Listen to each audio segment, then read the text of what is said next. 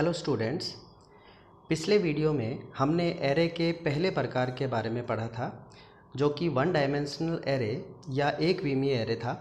आज हम इसके दूसरे प्रकार मल्टी डायमेंशनल एरे या बहुविमीय एरे के बारे में पढ़ेंगे। सबसे पहली बात, बहुविमीय एरे क्या होता है। इस एरे में दो या दो से अधिक विमाओं की आवश्यकता होती है, अर्थात इसमें रो या कॉलम दोनों की आवश्यकता होती है। हम ये कह सकते हैं कि इसमें रो और कॉलम दोनों का प्रयोग किया जाता है।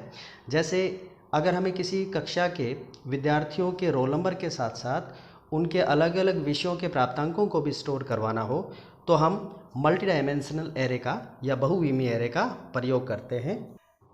अब हम बात करते हैं मल्टी डायमेंशनल एरे की घोषणा की। बहुविमीय एरे को किस प्रकार से घोषित किया जाता है। तो घोषणा में इसमें सबसे पहले डाटा टाइप, इसके बाद एरे का नाम, और यहाँ पर हम दो साइज़ लिखते हैं। पहला साइज़ रो के लिए कि इस एरे में कितनी रो होंगी, और दूसरा साइज़ कॉलम के लिए कि इस एरे में कितने कॉलम होंगे।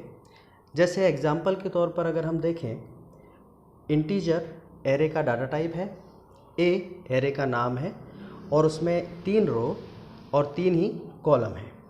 अर्थात हम ये कह सकते हैं कि इस एरे में 3 रो और 3 कॉलम होंगे।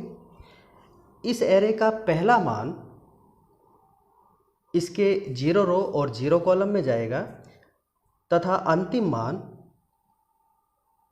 दूसरे रो और दूसरे कॉलम में जाएगा। इसके बाद हम बात करते हैं मल्टी डायमेंशनल एरे का प्रारंभीकरण, मतलब बहुविमीय एरे को किस प्रकार से प्रारंभीकरण किया जाता है। जैसे 1D एरे के अंदर हमने पढ़ा था कि 1D एरे में प्रारंभीकरण दो प्रकार से किया जाता है, एक कंपाइल टाइम और एक रन टाइम। उसी प्रकार से मल्टी डायमेंशनल एरे में भी प्रारंभीकरण दो प्रकार से ही किया जाता है। पहला है कंपाइल टाइम प्रारंभीकरण और दूसरा है रन टाइम प्रारंभीकरण। अब हम बात करते हैं इसके पहले प्रकार कंपाइल टाइम प्रारंभीकरण के बारे में। कंपाइल टाइम प्रारंभीकरण, जब हम एरे की घोषणा के समय उसे प्रारंभिक मान दे देते हैं तो इसे कंपाइल टाइम प्रारंभीकरण कहा जाता है। इससे प्रोग्राम छोटा हो जाता है और साथ ही उसे निष्पादित होने में कम समय लगता है। जैसे यहाँ पर हमने एक एरे घोषित किया है जिसका डाटा टाइप इंट है, उसका नाम ए है तथा उसके अंदर 3 रो और 3 कॉलम हैं। अगर हम इसे कंपाइल टाइम प्रारंभीकरण दे रहे हैं तो जैसे यहाँ पर दिया हुआ है, घोषणा के साथ ही हम उसके मान उसमें इनपुट कर देंगे, डाल देंगे साथ ही में। जैसे पहली रो में 3 मान डालेंगे, दूसरी रो में 3 मान डालेंगे और तीसरी रो में 3 मान डालेंगे, तो 3 गुना 3 मतलब कुल 9 मान हमने इसके अंदर इनपुट कर दिए।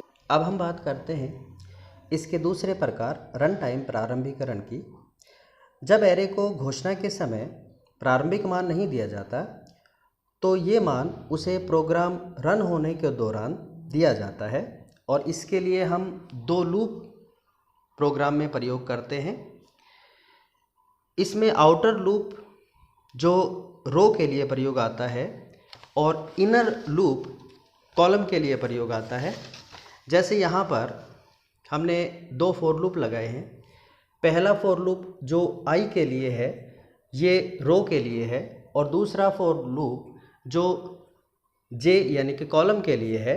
अब इसमें अगर हम मान इनपुट करवाएंगे तो प्रोग्राम रन होने के दौरान कीबोर्ड से हमसे ये 9 मान इनपुट करने के लिए कहेगा, और इस प्रकार के जो भी प्रारंभीकरण होते हैं उन्हें रन टाइम प्रारंभीकरण कहा जाता है।